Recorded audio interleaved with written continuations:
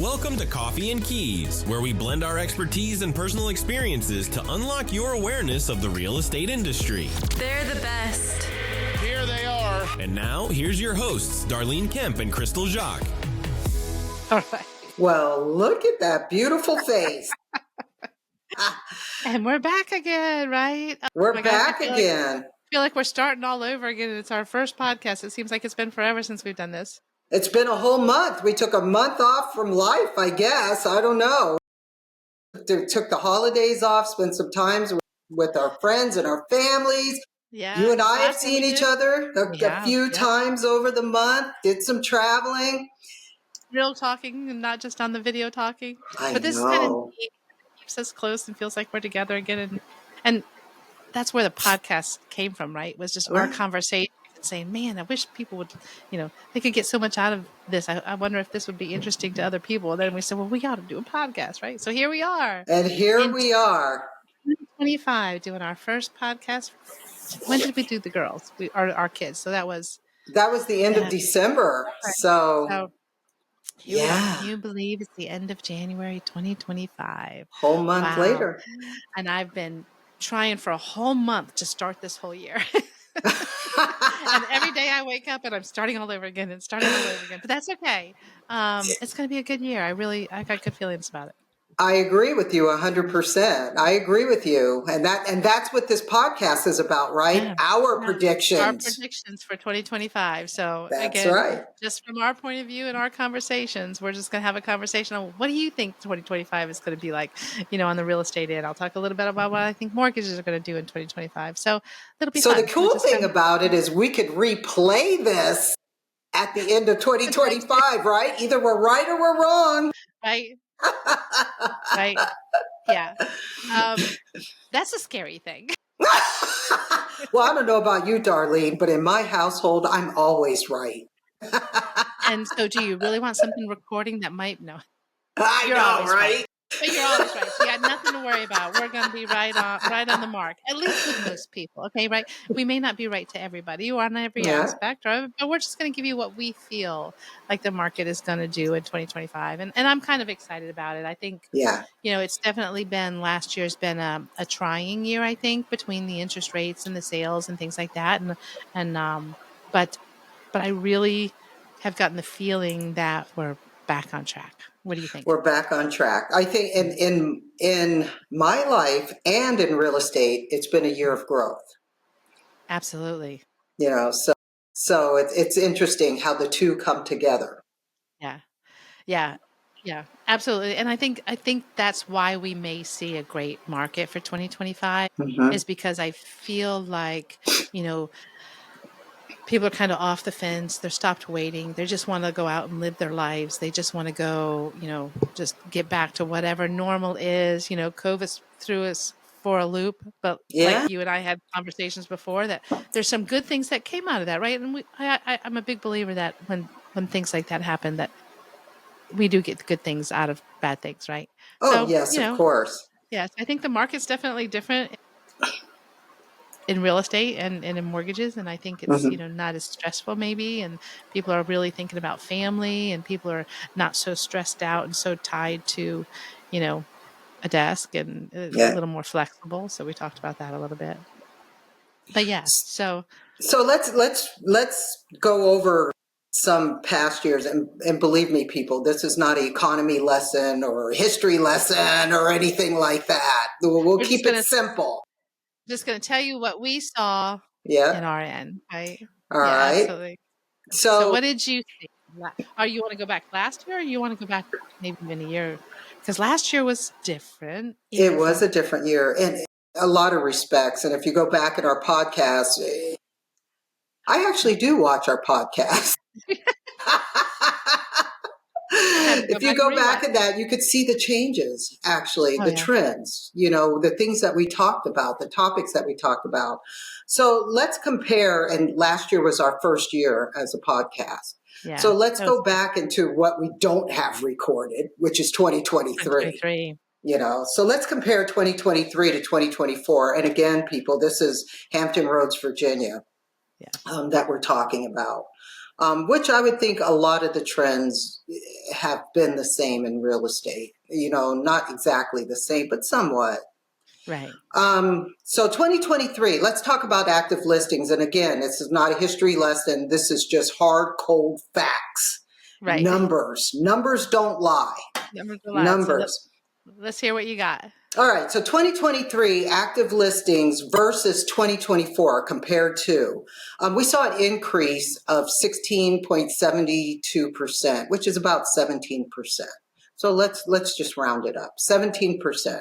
So active listings are listings that go on the market. You have a seller, they've got to sell or want to sell for whatever reasons, it goes on the market. We had an increase of 17% approximately. Which is good, because that was been one of the complaints, is there's no inventory. Exactly. Right? So now that you have an increase in listing, it gives a little bit more inventory to the buyers to choose from. Right. That's good. So active listings, my prediction, we're going to see the same, not the same numbers, but we're going to see the trend of an upward trend.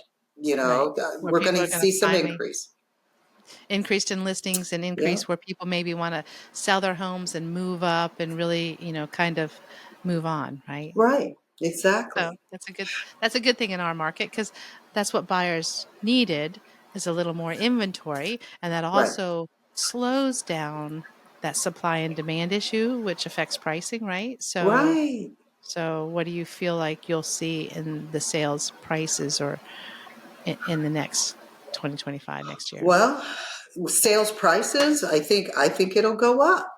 And the reason is we kind of talked about the perfect house versus the non-perfect house. You get multiple offers. It's either, I think for the most part, my listings that I had, and I'm kind of thinking back in 2024, I think most of them were multiple offers.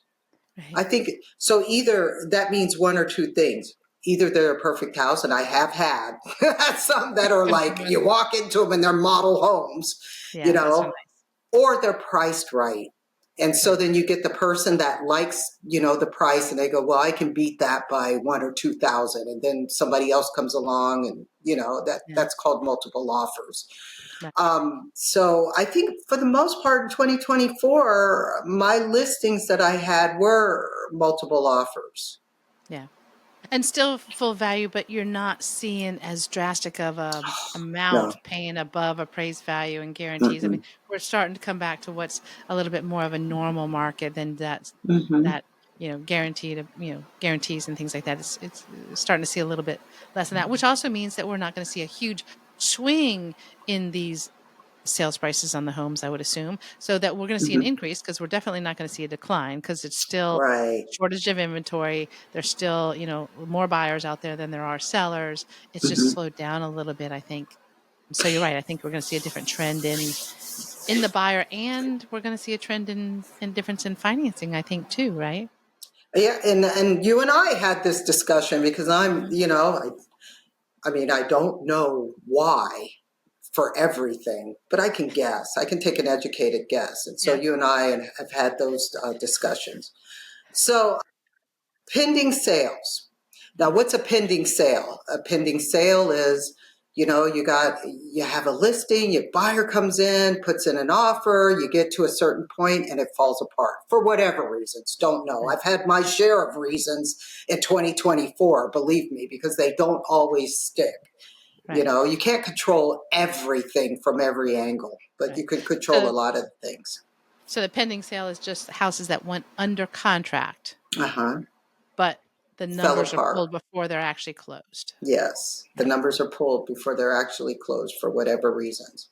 So pending sales, we saw in Hampton Road an increase of approximately 16%. Okay. So that means the homes that are going on the market, the buyers are out there. They're putting in offers. The offers are getting accepted, but these fell apart for whatever reasons. Right. So the homes that are going on the market are being sold. I mean, you got the buyers putting in the offers on them. And again, that's why we have, home inspections and things like that, to kind of protect the buyers, and that fact that we don't know why they fell apart. It could be anything from home inspections to loan not going through to they just got, didn't like the Oh, homeowners there's association or drastic condos. There's reasons. lots of reasons You've why had that a house buyers wouldn't pass close. away during the transaction. Yeah. Yeah, Or I mean, sellers. there's Yeah. reasons. There's There's lots of reasons. reasons. Okay. Yep. Okay, so we see an increase in active listings, and I think it makes sense that you see an increase in pending sales, right? Right. Okay, so now what's the difference between a pending sale and our next topic, a settled sale?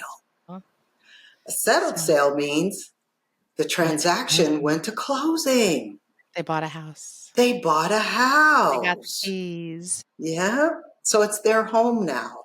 Yeah. So do we see an upward trend in settled sales? 23 to 24, we did.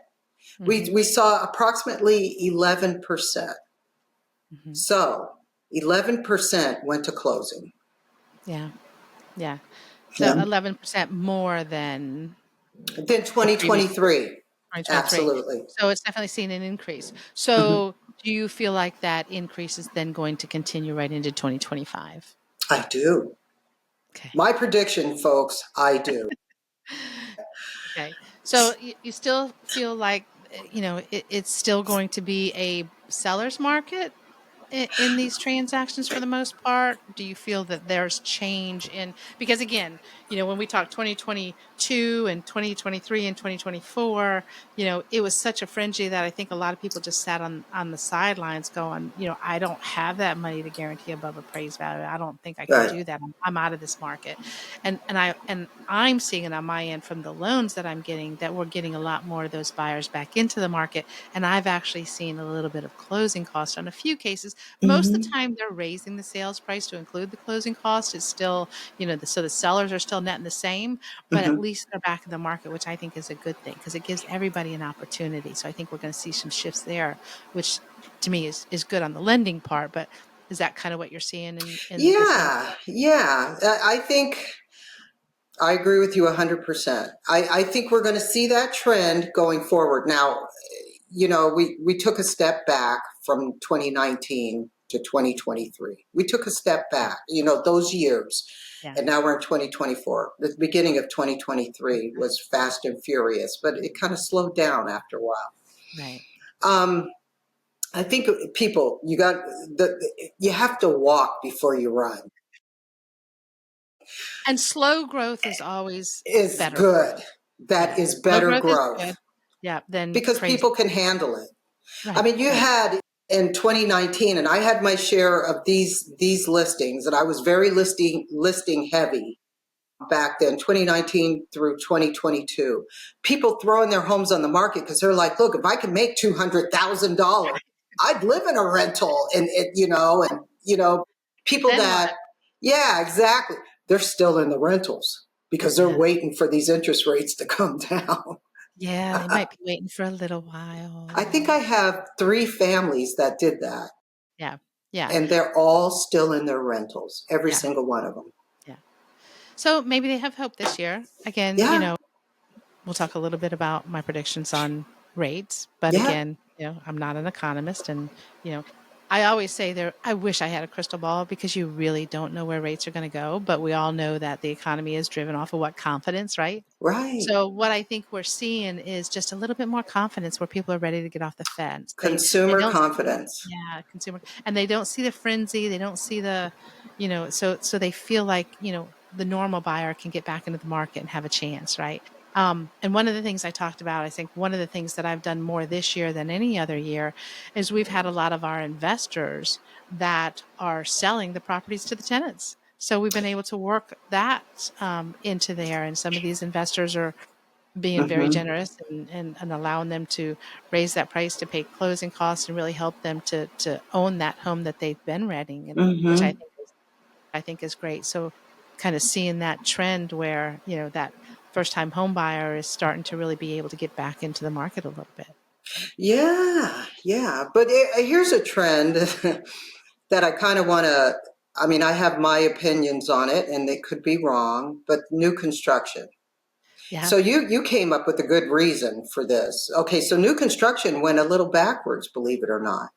So in 2023 versus 2024, it went down 10.5%.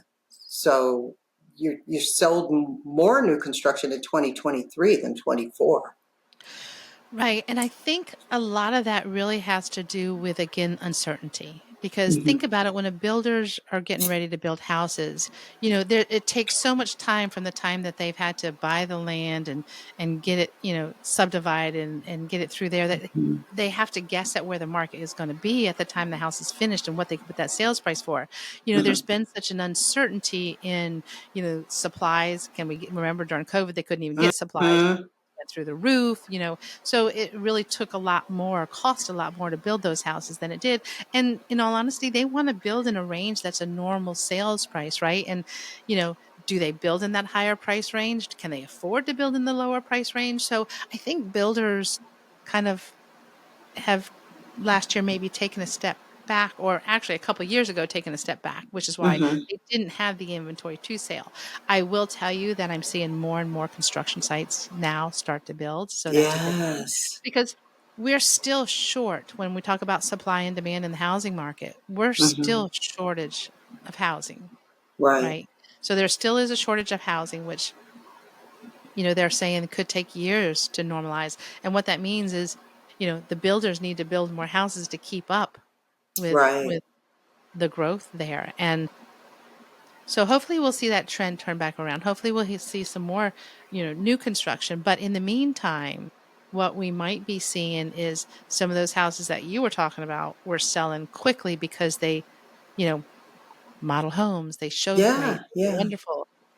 And then the houses that didn't show so well weren't selling. And so I think now that people are just being able to say, well, maybe there's some more options out there. Maybe we can take the house that's okay and fix it up. Maybe, people, I think, were afraid of that before because they weren't sure they had the money or the assets to do fix it it up after it, especially when they had to pay all their money just to get into the house with the guaranteed over appraised values and such. But I think, now that they're thinking there's, there might be a trend where we can buy that house that's okay. It's bigger, it's a better location, it's better for my family, better school districts, whatever that might be, but it's just not that perfect model home. And so I really think that what we might see in 2025 is a trend in maybe people buying and rehabbing. Maybe I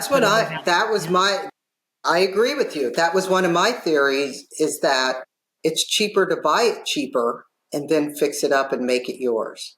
And I know, like your mortgage company has some great programs for that, lender programs for that. Yeah, and we haven't really seen a whole lot of usage of those 203Ks and rehab loans and things like that in the past because the market was so frenzy. A lot of sellers just didn't want to take the time or the risk on the buyers and builders and getting approved. So these programs take a little bit more tweaking on that one.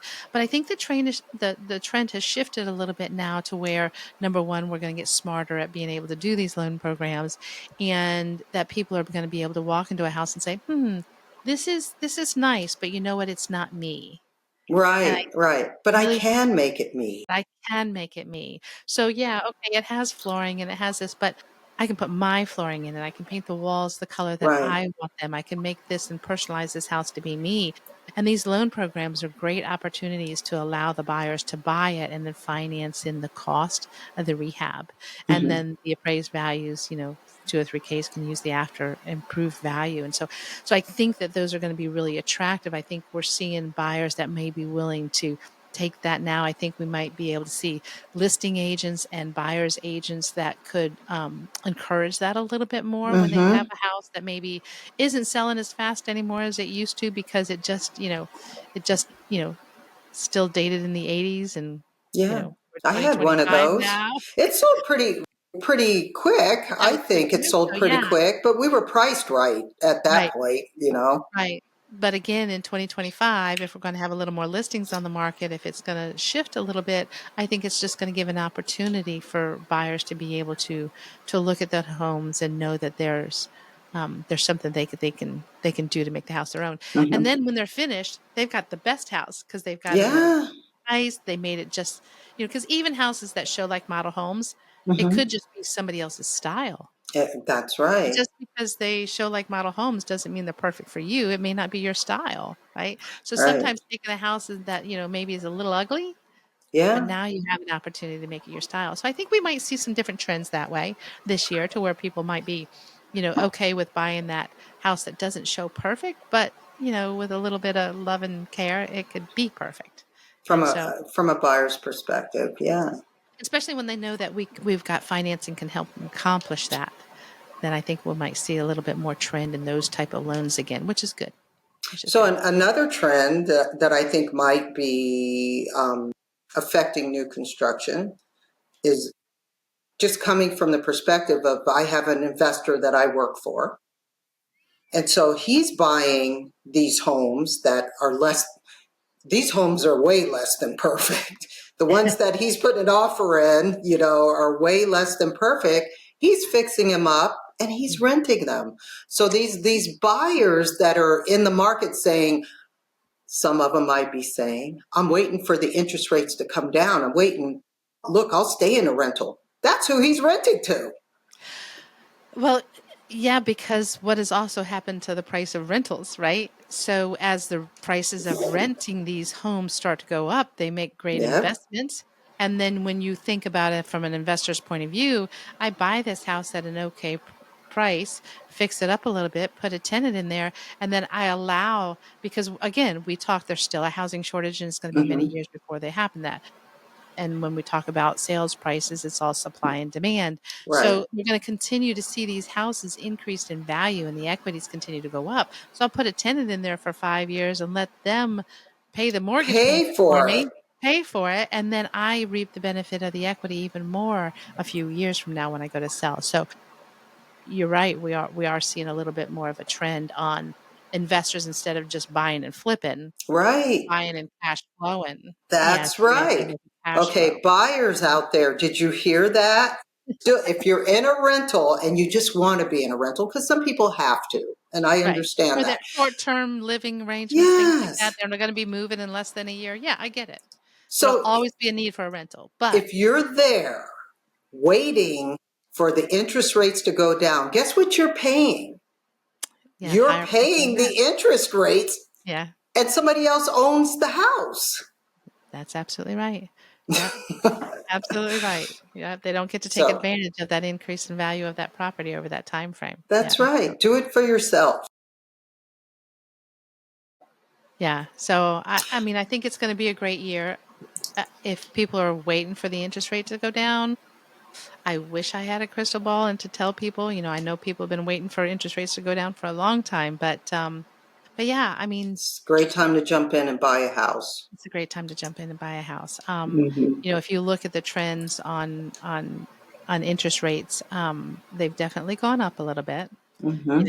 So and the fact that they came from such a historically low interest rate, makes the 6 and 7% interest rates seem drastically high.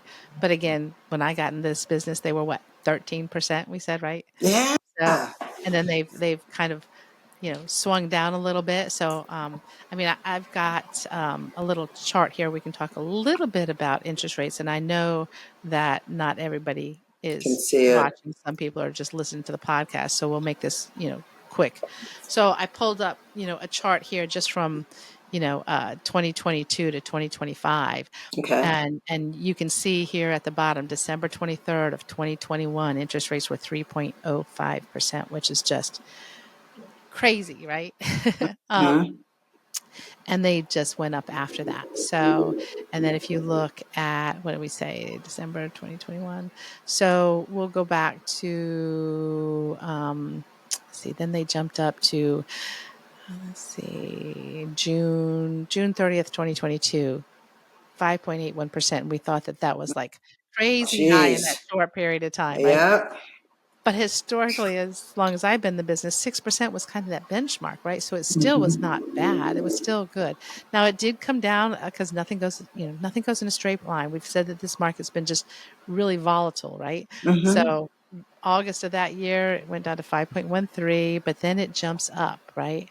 So then we've seen here in November 3rd of 2022, we saw Oh my goodness. 6.95%. Yeah. It's time to get out of the market, Darlene. Time to get out. I had plenty of people say that.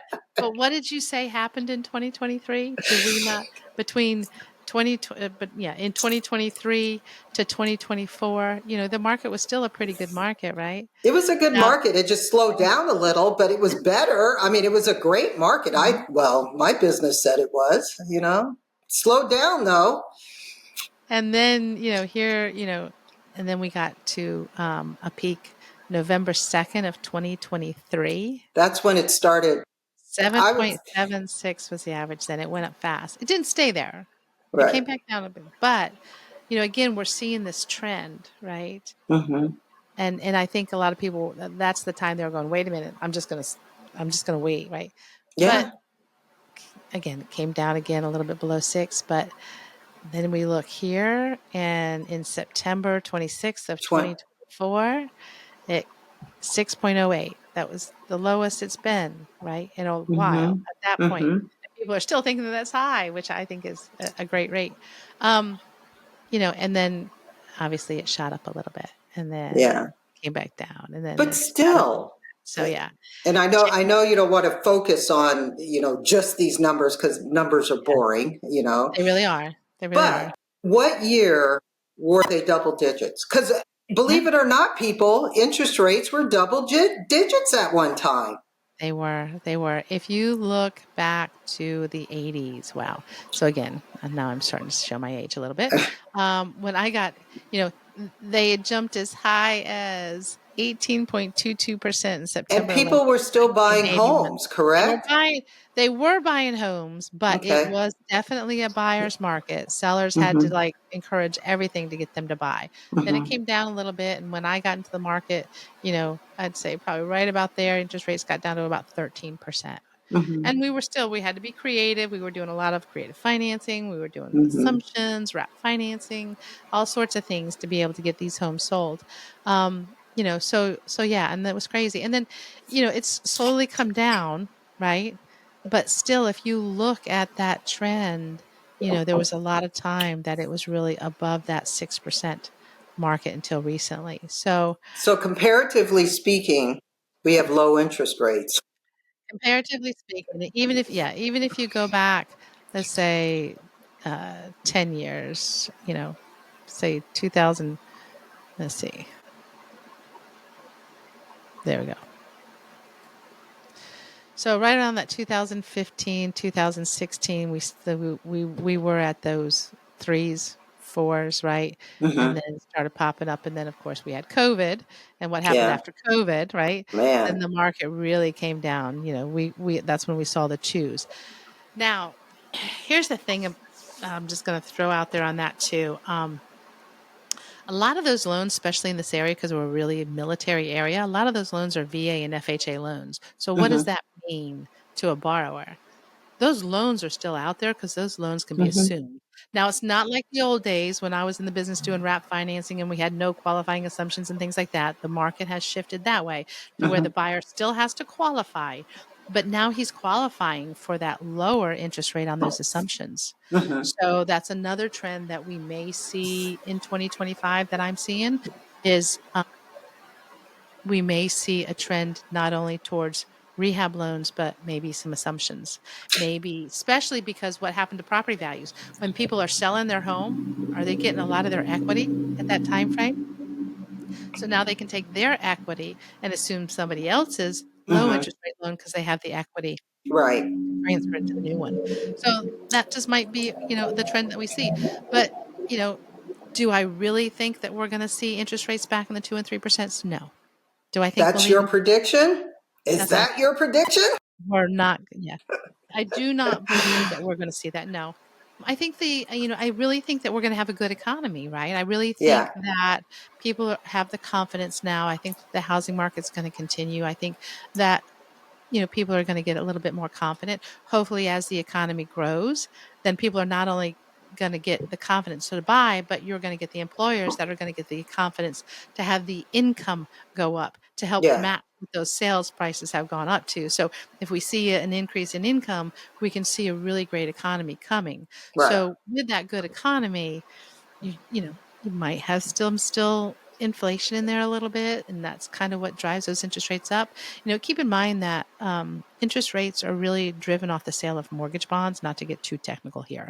But this interest rates are driven by the sale of mortgage bonds, and who are buying mortgage bonds, other than investors and things like that. So if the economy is running great, those investors may pull out of mortgage bonds and put their money more in the stock market, which is great for the stock market. We'll see that, but that may keep our interest rates a little bit higher, right?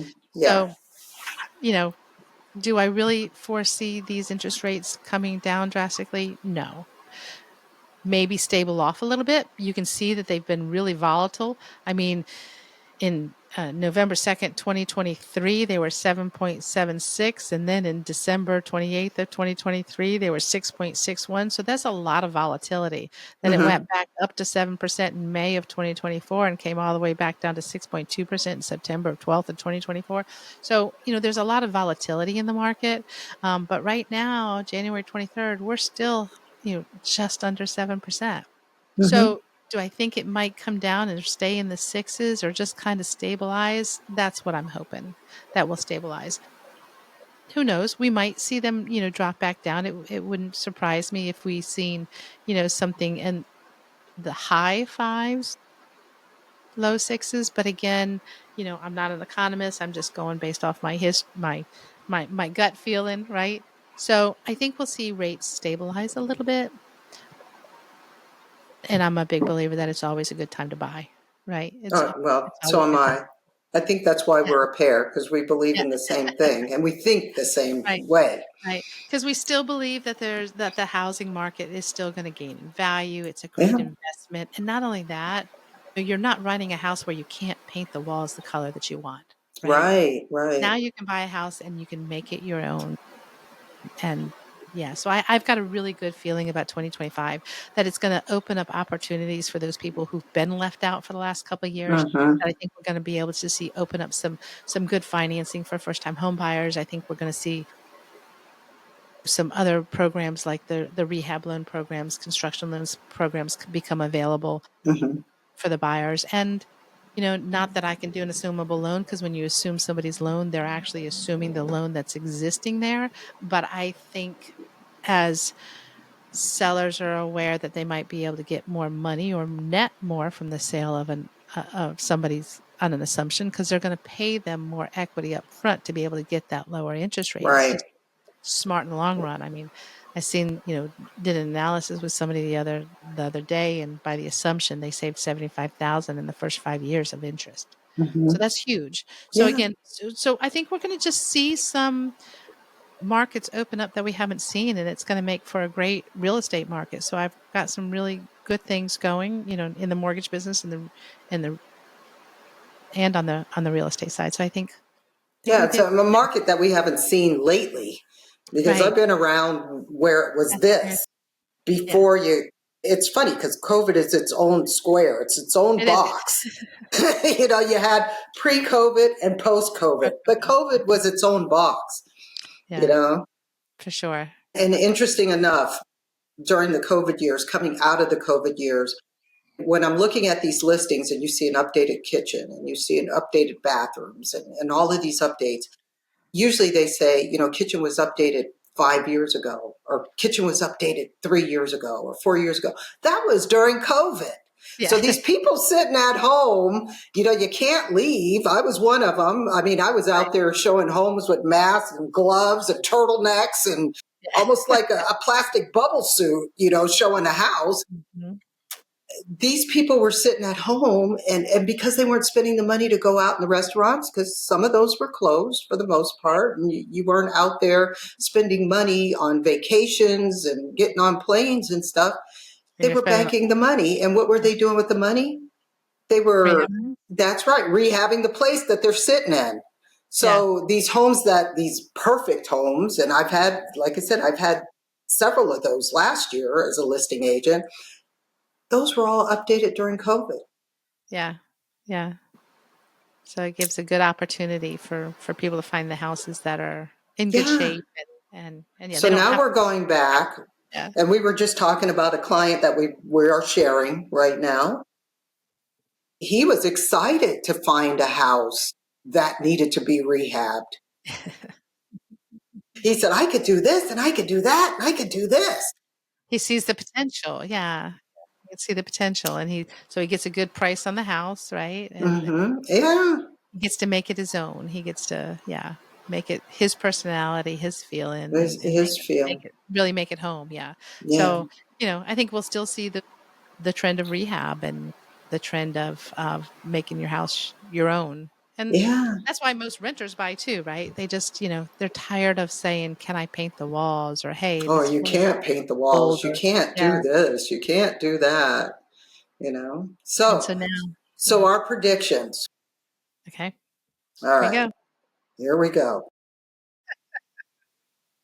Okay. My prediction for 2025, I think we're going to see more active listings.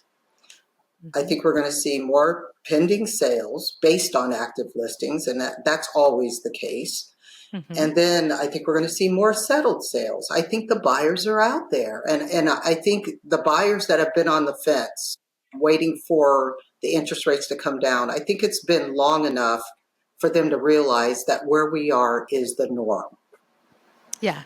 I agree with you. I think what we're going to go back to is what we used to consider a normal market, where we're going to see all sorts of loan programs out there, from VA to FHA. We're going to see the grant programs. Virginia Housing is a wonderful one here for first-time home buyers.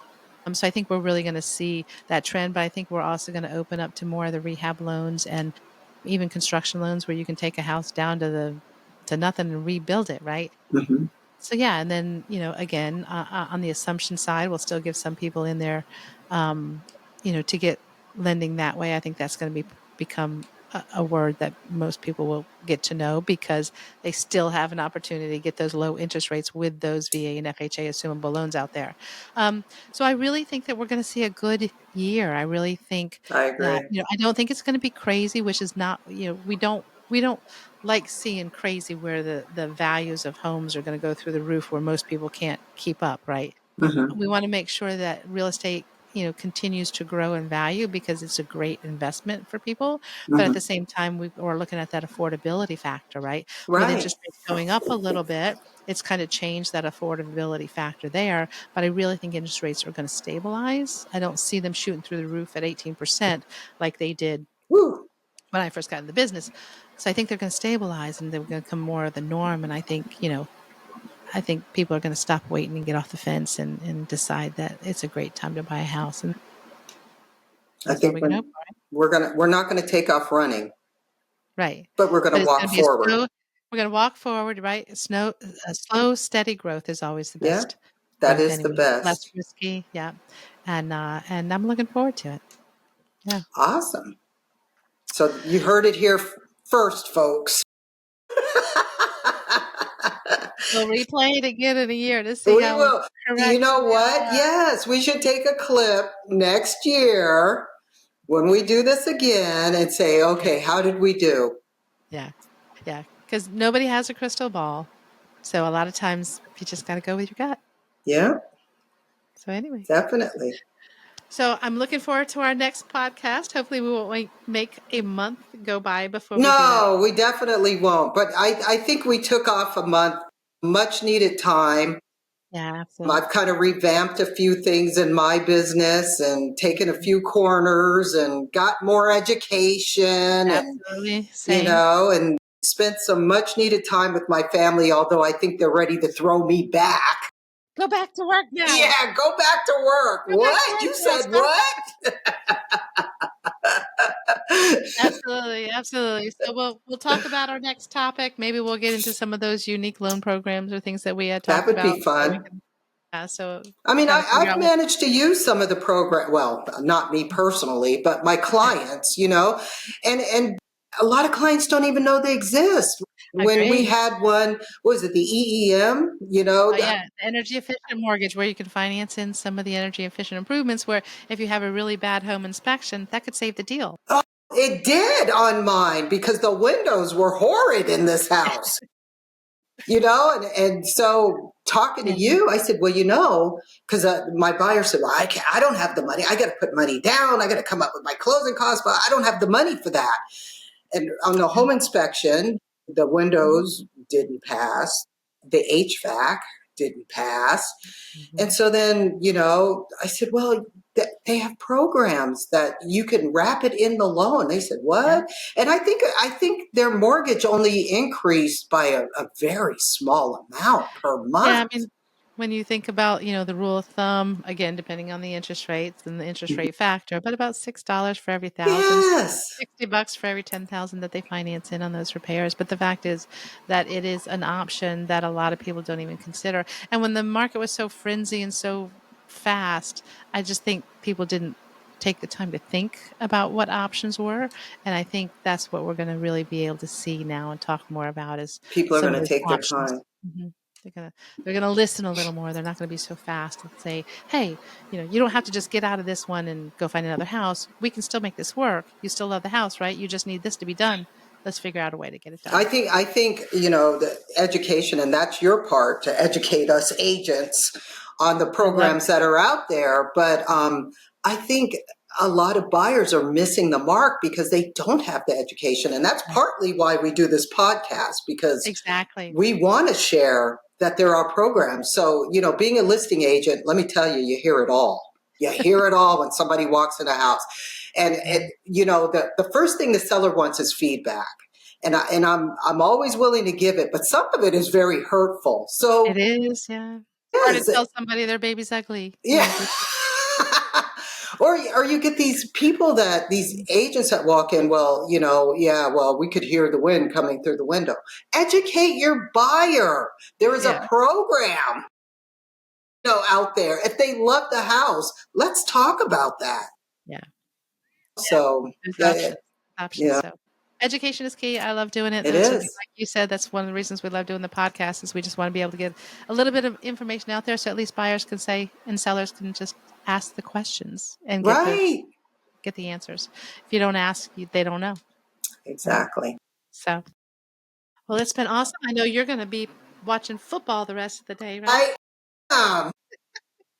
Well, just to hit on my whole fantasy football, not that everybody wants to hear how terrible I did, but let's see. My approach was the cuties made my team. Well, guess what? They lived up to being cute, but they didn't win. So now I'm going to watch some real football today. There you go. Nice day for it, right? It is a beautiful day. All right. Well, then I think we'll call that a wrap, and we will look forward to seeing everybody in the next podcast.